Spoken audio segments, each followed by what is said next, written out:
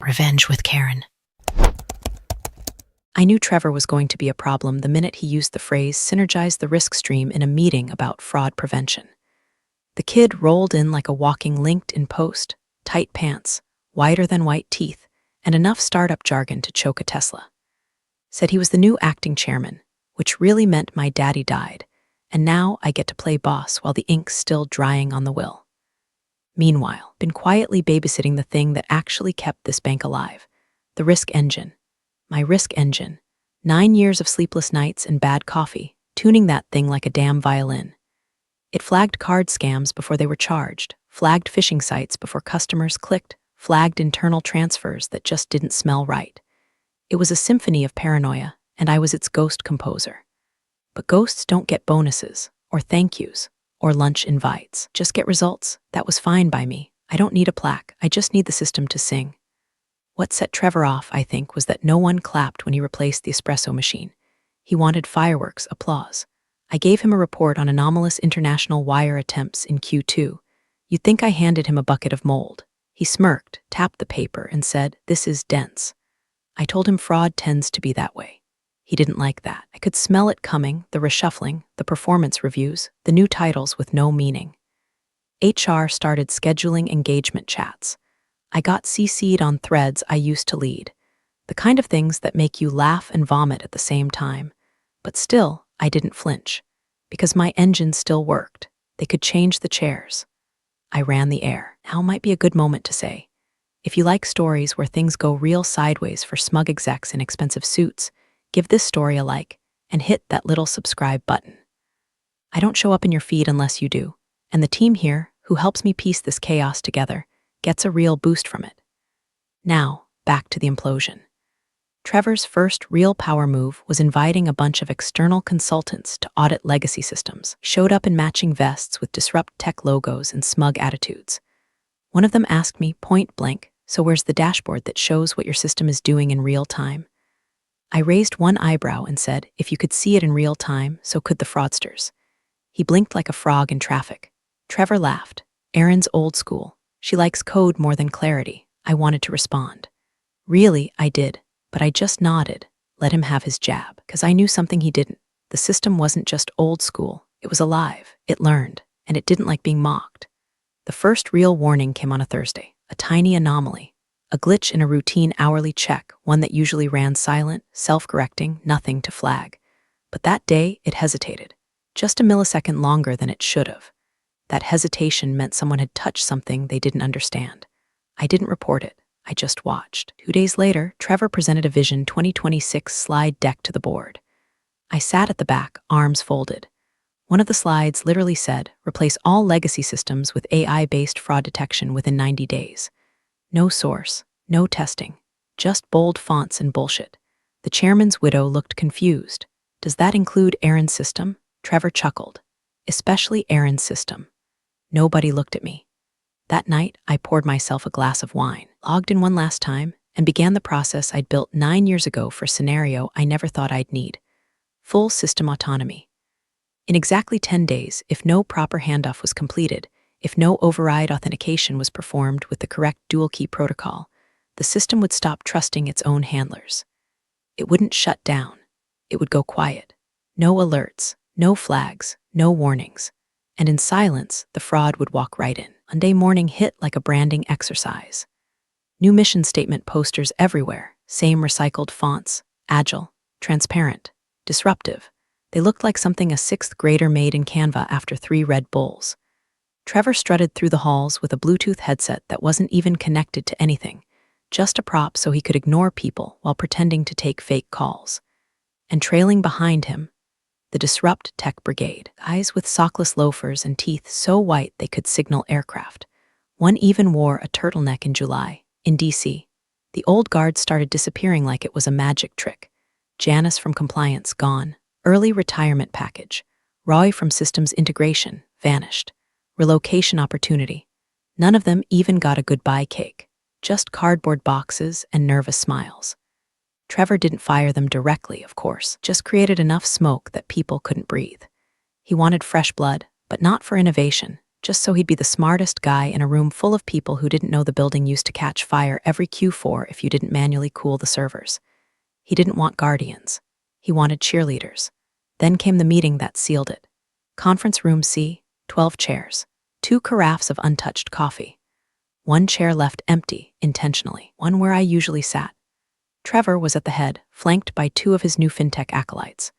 "We're streamlining," he said, clicking to a slide that just said legacy not equal to agility. That equals sign with the slash through it made my teeth hurt. "Some of the existing infrastructure," he said, pausing for emphasis, "while admirable in its time, is now an anchor. It slows us. It limits us. It needs to be reevaluated." He didn't look at me. He looked at the interns, wanted an audience. "Take Aaron's fraud engine," he said with a theatrical shrug. "It's brilliant, but it's dense, obscure, a black box. We need visibility and speed and AI." I opened my mouth, closed it, picked up my pen, clicked it once. Just once. The sound echoed. That was all I gave him. He kept going. "We've partnered with Sentinel Byte. They're building a plug-and-play fraud module. It runs in the cloud, updates itself. It has a dashboard with real-time reporting." Imagine that. Transparency. No more code-based voodoo. Someone laughed. Probably the intern who'd accidentally sent a customer 10 grand last week and didn't notice until the client called. I waited, breathed, picked up the printout I brought, slid it across the table. "Page 3, I said quietly. "That black box you're replacing caught 137 credential stuffing attacks in the last quarter alone. Sentinel Byte module flagged 2. Trevor blinked. Of which I continued, both were false positives. One was a password reset, the other was someone's grandma logging in from an iPad. Silence. Then came the smirk, the lean back in chair smugness. "This isn't about what worked in 2018. It's about what scales. This is about culture and agility." I stared at him like he was a raccoon in a business suit. Later that afternoon, I got the HR ping. "Hi, Aaron. Hope you're well. Quick thing, can you document your current risk workflows, pipeline logic, and system access map? Just for redundancy. Totally standard." Standard, my ass. I'd written up that protocol 7 years ago. It hadn't changed. They already had the documentation. They just wanted a fresh copy, one they could dissect, sanitize, dumb down for whatever cloud toy they were pinning their hopes on. So I gave them what they asked for. I documented everything, but I left out one tiny element. One protocol buried under a cascade of variables, a heartbeat. If someone touched the wrong file, if someone failed the handshake more than once, if the right key wasn't used, nothing would break. It would just stop listening. The silence would be invisible, just like me. I started noticing things after that. The new hires always met in conference rooms with the blinds down. Trevor kept slipping into late-night Zoom calls with some investment fund I didn't recognize. And the IT logs? Suddenly locked. Access denied even to me. My name stripped from the admin list. They weren't modernizing, they were gutting. And they thought I wouldn't notice. Trevor didn't want security, he wanted obedience. He wanted to build a castle, not guard the vault. Fine, let him build it. I already knew where the cracks were. Friday mornings used to be sacred, quiet time before the weekly churn, before the finance guys showed up with their spreadsheets, and the interns ruined the coffee.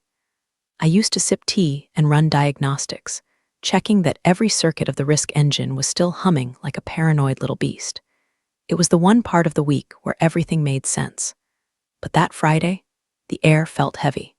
The kind of heavy that presses on your lungs and whispers, something's about to rot. Meeting was called Strategic Horizon Session, which is code for corporate throat clearing before a massacre. Trevor was already seated when I walked in, wearing one of those blazers that looks like it costs a lot, but still makes him look like a magician at a gender reveal party. The slide deck was up. Title, Modernization Milestones. I took my usual seat, back row, left side, close to the power outlet. The seat where ghosts sit. The others shuffled in slowly. Some new analysts, a couple old-timers trying not to look nervous. No one made eye contact with me. Red flag number 1. Trevor started with a joke. I don't remember it. Something about AI and interns. It bombed. Then he launched into his usual pitch, how legacy systems were barriers to scale, how nimble teams win markets, how the customer journey demands velocity. Buzzword bingo. I could barely hear it over the thump of my own pulse. Then he paused, looked right at me for the first time in weeks. "You know," he said with this faux charming grin, "when I think about Erin, I think, damn, she makes me feel old." Laughter, forced, uneasy. The room felt like a funeral for common sense. He kept going. But that's the point, right? Evolution. Change. Letting go of comfort to make room for innovation. He clicked to the next slide. Bullet point blinked on screen. Departmental streamlining. Risk tech redundancy. My name wasn't on the slide. But everyone knew. He didn't say fired. He said transition plan. He said operational pivot. He said realigning technical resources with our future roadmap. What he meant was, errands done here. No gold watch, no handshake, just corporate euthanasia wrapped in TED talk garbage. I didn't say a word, didn't flinch. I stood up and plugged my laptop from the dock, slid it into my bag. The chair scraped against the carpet louder than any voice in the room. Trevor looked smug. He expected me to beg or cry or yell. Instead, I smiled, a slow, small smile. The kind you give right before pushing the big red button. You've got 10 minutes, I said softly, before the heart stops ticking. And then I walked out. No one followed. No one breathed. I think one of the analysts might have thrown up after I left. Here's what Trevor didn't understand. The Risk engine wasn't just software. It was ritual. Every week, every line of code tuned like a violin string. There were things in that system no manual could explain, not because I was trying to be cryptic, but because some things only live when they're watched. He wanted me to document it? Fine. I gave them the plumbing, but I didn't give them the pulse. There's a function, buried 17 layers deep. Looks like gibberish.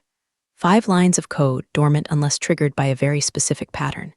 That pattern, me logging out without triggering the dual auth key. What does the code do? Nothing, and that's the point. No alerts, no red flags, no outbound pings to insurance. No scam detection emails. It doesn't crash, it just goes quiet. Like a dog that stops barking when the thief finally opens the back door. That afternoon, got a call from Janice, the former compliance lead they'd pushed out 3 months earlier. Was that you? She asked. I didn't lie. I just stood up, I said, but the truth? I'd been standing up for years. That Friday was just when I let go of the leash. Monday started with a lie. The dashboard said everything was fine. No spikes, no alerts, no flagged accounts. Like a security camera showing a parking lot right before a robbery. Too calm, too clean.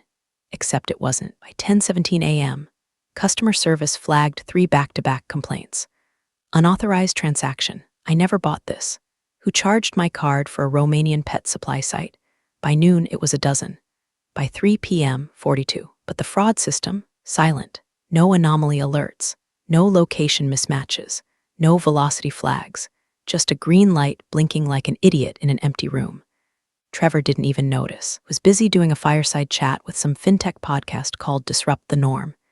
He was mid-sentence. We're ushering in a new era of clarity and innovation when the chargeback report hit his inbox. He skimmed it, frowned, waved it off.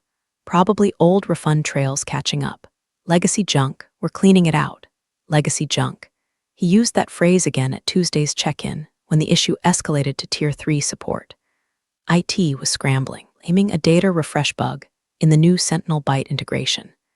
Their new cloud vendor claimed they couldn't replicate the issue in the sandbox environment. Trevor just laughed.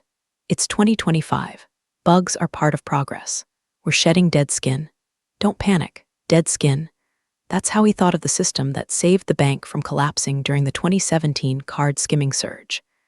That flagged a rogue employee siphoning internal accounts in 2019. Auto-reversed $180,000 in a whale client wire fraud in 2021 before the customer even knew it happened. And now it was just dead skin. In Virginia, I was in my garden, tomatoes, raspberries, mint. The ground still held warmth from last week's sun, and the crows hadn't figured out my scarecrow was just a Home Depot apron on a mop stick. My phone buzzed, not my work phone. That one was off, buried in a drawer under an old Altoids tin and a photo of my dog who died in 2016. No, this was my real phone, my personal one, and the buzz wasn't a call, it was a push notification. From Canary, the private monitoring app I built 6 years ago, a back channel tethered to a heartbeat protocol buried in the Risk engine. Not real-time data, not logs, just status pulses, like a lighthouse flashing every 50 minutes, or going dark. Last pulse had been at 8:45 a.m. Monday, the one after that, never came. I stared at the notification. Alert, Canary heartbeat missed, engine status null. That meant the core logic was intact but blind. Someone had overwritten the telemetry layer. But they hadn't noticed the backup tracer I'd hidden 3 folders deep under a decoy labeled Old Monthly Metrics 2019 Final V2. XLSX. And if they hadn't seen that, they hadn't noticed what else was buried underneath. I smiled, not a big one, just a twitch at the corner of my mouth. The kind that happens when you know the second domino's about to fall, and the guy who pushed the first one still thinks it's a game. That afternoon, I got a call from Roy, the systems guy they restructured last winter. "Hey," he said, voice tight. "You hear what's going on?" "Not really," I said, plucking a worm off a kale leaf. "I'm off-grid," he laughed. "Bitter sound? They're blaming your code." Of course they were. They said it's too encrypted. No one can find the root logging node. "That's because there isn't one," I said. Silence. "I mean," I added, "not for them." He didn't push. He just said, "It's starting. You feel it?" "I feel it," I said, watching a crow land on the edge of my fence. "But I'm not worried." Trevor was still posting culture quotes on the company Slack channel. He didn't know what silence meant yet, but he would. By Thursday, the damage had smell. The kind of financial stink that doesn't show up in numbers right away, but you can feel it in how people talk, or more accurately, how they don't. The Risk Ops Slack channel went quiet. No gifs, no lunch messages, just awkward timestamps and radio silence like a morgue had been installed between memes. Then the cyber insurance carrier sent a notice. Not a phone call, not a polite email. A flagged alert. Subject line: urgent. Threshold violation detection protocols missing inside. Cold language, barely disguised panic. Our systems detected a significant lapse in fraud prevention parameters previously benchmarked under policy ID 3 to 681RX. Detection thresholds for transaction velocity, geolocation drift, and synthetic ID patterns have returned null. These confirm within 24 hours that an alternative fraud engine is active and compliant with Clause 7.2.3 of your coverage. Translation: your shield is down. Prove you've got a new one or we yank your policy. The email hit every executive's inbox, but only one person actually understood what it meant. And I was gone. In the boardroom, chaos simmered under designer cologne and denial. Alan Kremer, the oldest board member, retired Marine, still wore cufflinks with the bank's founding date, held the printed notice in one liver-spotted hand. "Didn't Aaron build this damn thing?" he asked flatly, voice like gravel in a blender. "Why the hell isn't it working?" Trevor gave a politician's smile. "Too many teeth, too much spin. We're in transition, Alan. It's a short-term integration delay. The Sentinel Byte module is learning on the fly. There's bound to be a few hiccups." Alan didn't blink. Hiccup doesn't take down detection thresholds. A hiccup doesn't trigger Clause 7.2.3. Trevor turned to the Sentinel Byte rep sitting in the corner like an unwanted houseguest. The guy, a man bun in a blazer, gave a noncommittal shrug. "Well," the rep said, "our product assumes a parallel legacy layer during the first 90 days. We, expected the previous system to still be feeding confidence metrics until at least Q2." Trevor's voice snapped. "No one told me that. I could have told him. In fact, I did. In an exit email titled System Handoff Dependencies, which he never opened. How do I know? Canary tracks that too. Anyway, back to the boardroom." Alan folded the paper, slowly, deliberately. "Remind me again who approved this switch." "I did," Trevor said, straightening his tie like it was a superhero cape. "We're future-proofing." Aaron's model wasn't scalable. It was hand-coded, hard to interpret, didn't play well with modern interfaces. "It didn't play well," Alan said, "because it wasn't playing. It was winning. That one landed." Trevor coughed, then pivoted. "We've got a new AI vendor. Adaptive, explainable, cloud-native. Buzzword salad, extra dressing." But behind the scenes, things were unspooling fast. Chargebacks had tripled. The call center was swamped. One client, an import-export firm with a 7-figure balance, froze all operations after 3 ghost wires slipped through undetected. The system didn't block them, didn't even blink. The fraudster didn't have to break in. The doors were wide open and nobody manned the guard booth. And still, Trevor refused to admit the engine was dead. Instead, he doubled down. Sent an all-staff email titled Embracing Transformation. He wrote, "Disruption is uncomfortable, but necessary. As we move forward, remember that innovation sometimes means stepping away from the familiar, even if the familiar once worked." Translation: ignore the smoke, trust the rebrand. I was sitting in a folding chair on my back porch when I read it, bare feet up on the rail, a chipped ceramic mug in one hand, a tablet in the other, watching Canary's diagnostic traces flatline. One by one. Heartbeat, null, source logs. Null, flag queue, empty. I tapped a button. Triggered the contingency tracker. 30 minutes later, the Sentinel Byte module pinged my back channel. They tripped the logic gate I built for vendor overrides, thinking it was a harmless optimization script. The engine saw it and did nothing, because Trevor still hadn't used the dual key authentication to assume control. That meant, legally and programmatically, no one was in charge of the system. It was alive, but listening to no one. And Trevor, he was still too proud, too blind, too busy polishing his fake throne to realize the crown was melting. But the board was starting to smell smoke. It happened at 3:14 a.m. Eastern, while Trevor was asleep in his high-rise condo, dreaming of stock options and magazine features. Someone walked through the front door of the bank's digital fortress and didn't even wipe their feet. No alarms, no red lights. Just a smooth, silent siphon of $3.2 million, transferred across 5 shell accounts, layered through fake payrolls, bounced into dummy vendors, and evaporated into offshore nothing. The next morning, the Sentinel Byte dashboard still showed all systems nominal. That's when the FBI called. Not a knock, not a warrant, a phone call, straight to the bank's main line from a fraud unit liaison. "Hey," the agent said, dry and surgical. "You guys seeing the same movement we're seeing? Because we've got funds tied to the Kalvik ring, hit a flagless route through your network at 0314. It's in public routing logs. Should have been stopped by your anomaly filters." Pause, longer pause. "Do you still have anomaly filters?" Trevor was eating a $19 acai bowl when the call came through. His assistant tried to buffer him. "I can take a message," but the agent didn't play. "Tell him I'll call again in 5 minutes. If he doesn't answer, file a voluntary disclosure request under Title 12. The bowl went in the trash. What followed was a 5-alarm sprint through digital hell. Compliance ran half-blind through archived logs. Engineering ripped into code bases they didn't write and barely understood. Sentinel Byte's team kept saying things like, "We'll open a ticket," and that's not expected behavior, while quietly sending lawyers into damage control mode. And still, no answers. That's when a junior engineer, Marcus NG, 2 months out of college, still wearing his onboarding lanyard, found something strange. He wasn't even supposed to be touching the core logs.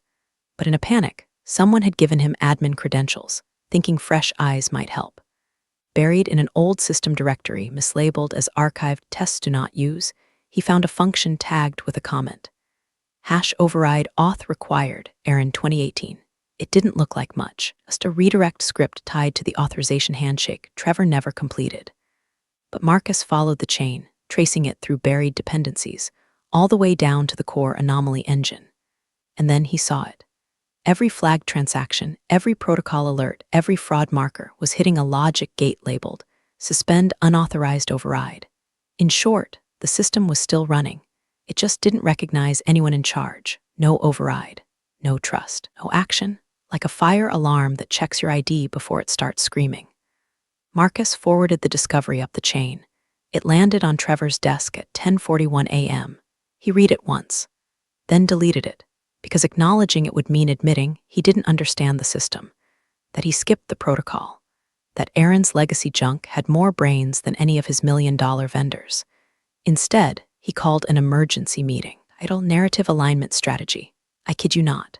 While millions were evaporating into untouchable havens, Trevor was workshopping how to explain it away. He practiced words like unforeseen complexity, unoptimized transition, emergent risk vectors. He even floated the idea of pinning it on a rogue contractor. Meanwhile, Alan Kremer, the board's old warhorse, had already looped an outside counsel. He smelled blood and fire. And still, no one could reach me. Tried, of course. I had 17 missed calls from blocked numbers, one from a burner phone I recognized as HR's crisis line. But I didn't answer. I just sat on my porch, sipping coffee, watching birds fight over a crust of bread I tossed out earlier. Because I knew what came next. The system wasn't just flagging the Kalvik breach. It was cataloging it, building a case, a timeline, a reckoning. And when the right person logged in again, someone with proper credentials, it would unpack everything like a crime scene slideshow. But Trevor, he was too busy scrubbing mirrors while the house burned. Internal panic was a virus now. You could see it in the emails, shorter sentences, more CCs, phrases like ASAP and "what's the ETA on this?" clogging up every thread. Someone even tried to call Roy, old systems guy, pushed out last year, begging for insights. He told them to try gardening. Trevor didn't sleep that night. He stayed at the office, pacing, snorting espresso, drafting lies. But the system was already awake, and it remembered everything. The boardroom smelled like fear masked in cologne. Glass walls, leather chairs, one dead plant in the corner that no one dared toss out. It mirrored the vibe perfectly. Trevor stood at the head of the table, blazer wrinkled, tie loosened, eyes twitching with over-caffeinated damage control. He was trying to spin, still, using words like early detection gap and transition turbulence, like this was just a hiccup in a quarterly review. But the room had changed. Gone were the polite nods and passive-aggressive smirks. Now it was cold stares, old eyes, lawyers in the back row. Someone even brought a notary. The breach had hit headlines that morning. Mid-Atlantic Bank fails to flag laundering ring. CNBC was already flashing a graphic that showed $3.2 million circled in red under the headline Silent Heist. AI or human error? The founder's widow hadn't spoken yet, but her jaw had been clenched since 9:00 a.m. Alan Kremer broke the silence first. He slapped a printed spreadsheet on the table, still warm from the fax machine, because Alan refused to read anything on a screen. "This is the audit trail from last quarter," he said, tapping a column. "These flagged patterns, that was Aaron's engine, wasn't it?" Trevor opened his mouth, closed it. Alan kept going. "You fired the person who built the firewall, Trevor. And then what? Hoped a SAW subscription would keep the wolves out." Trevor tried to smile. "We upgraded to A, you downgraded to Visibility Theater," Alan snapped. "You replaced a missile defense system with a light-up dashboard that says all clear in 4 fonts. Someone chuckled, kind of bitter laugh that sounds more like a cough. Then came the kill shot. A former regulator, brought in to assess damage, adjusted her glasses and said calmly, "If you can't prove those accounts were flagged before the breach, you're not just liable, you're exposed. The FDIC will drag this place through federal fire. And if this goes criminal," she let the sentence hang like a guillotine. Trevor finally caved. He reached for his phone and, for the first time since that smug Friday when he booted me out of that boardroom, he typed out a message. "Aaron, we need to talk, please." He watched the screen. 3 dots would have been salvation. A typing bubble, anything. Nothing came. No read receipt. No reply. Just the slow, creeping sweat of a man who'd finally realized he was swimming in concrete. Because while he was flailing in suits and scripts, was watching my tomato plants swell with ripeness in the warm Virginia sun. The breeze was soft, the soil rich. Cardinals chirped like idiots in the trees behind the fence. I held my phone once briefly, saw the message, then flipped its screen down on the porch table and returned to trimming dead basil stems. I'd already said what needed saying. 10 minutes before the heart stops ticking. That was 4 days ago. The Canary app showed the same flatlines. No new logins, no admin keys, no override initiations. Just a long, unbroken silence across all nodes. That meant one thing: no one had dared go back into the engine. They were flying blind, and the system, it was recording, watching, waiting. Because I hadn't just built a fraud detector. I built a memory. It remembered every IP address, every credential, every flag someone chose to ignore, every corner cut, every analyst who clicked dismiss instead of escalate, every time Trevor pretended understanding while deleting audit reports he couldn't pronounce. The engine knew the difference between error and negligence. So did the insurance lawyers. They were circling now, circling the bank like vultures over a dehydrated deer. And the board? They'd begun whispering the phrase that Trevor feared most: leadership transition. By sunset, my garden smelled like summer. Tomato vines heavy, mint thick in the breeze. And somewhere, in a corner office he thought he'd earned by birthright, Trevor was staring at a blinking cursor, wondering how it had all gone so quiet. He thought I was gone, but I was right here, and the silence was mine. He showed up like a traveling salesman selling apologies he didn't know how to pronounce. Black Escalade crunching down my gravel driveway, tires too shiny for country roads, or creaking open to reveal Trevor in a suit that had lost its confidence somewhere around Delaware. His hair, usually shellacked into corporate perfection, was damp with sweat. His tie was gone. His eyes had that caffeinated wildness of someone who hadn't slept or had, but not well. He walked up the porch steps slow, like the boards might bite. "Aaron," he said, with a smile I'd seen him use on investors, interns, and mirrors. "Wow, this place is peaceful. Didn't say a word. Mind if I come in?" I didn't move. He rubbed the back of his neck. "Okay, look, I'll cut to it. We could really use your insight right now.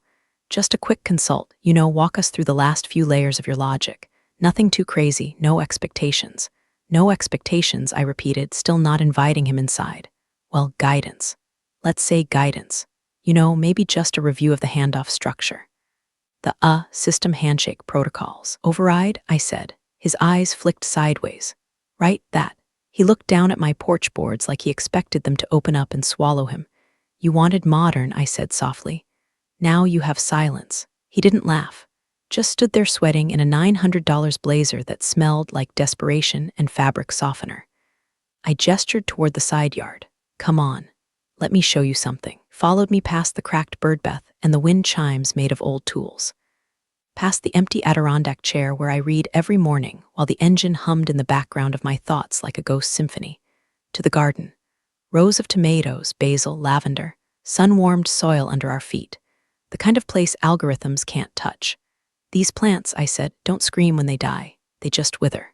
Quiet. You only notice if you're watching, if you care. Trevor fidgeted. He wanted to talk tech, to claw his way back into the narrative. But I wasn't done. You had something that watched, that listened, that knew when the root system was rotting before the leaves turned yellow. He tried to recover. I was under pressure. The board wanted changes. The industry's evolving, and you wanted credit, not security. That one hit. I saw it in the way he swallowed, hard and fast like someone choking on truth. I reached into the side pocket of my flannel jacket and pulled out the envelope. Cream stock. Heavy, sealed, his name typed neatly on the front. He took it like it might bite. Inside, I said, is a notarized clause from my exit paperwork, Section 12B. The override key remains legally mine until June 30th. You signed it.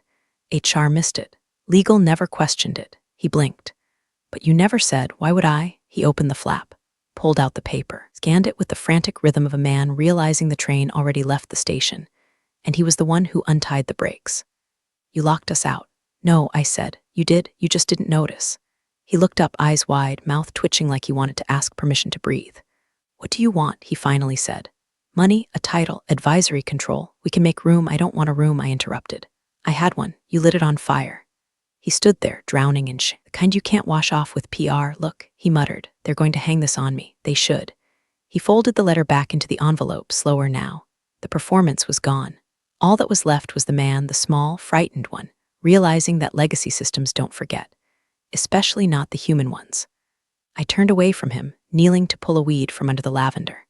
The breeze carried mint and smoke and something sharp, like ozone before a storm. Trevor, I said without looking, I'll give you one piece of insight, since that's what you came for. He straightened like a child at a sermon. When a system goes quiet, it's not because it's broken. I glanced back at him. It's because it doesn't trust you. He left without saying another word. I didn't watch him go. Didn't need to, because the system was already reacting. Not to him, to me. The email went out at 7:42 a.m., the subject line as unassuming as a post-it note. System transfer logs legacy clause review. No CC, no apology, no grand finale. Just one clean line of text, a ZIP file of unfiltered truth, and a single recipient.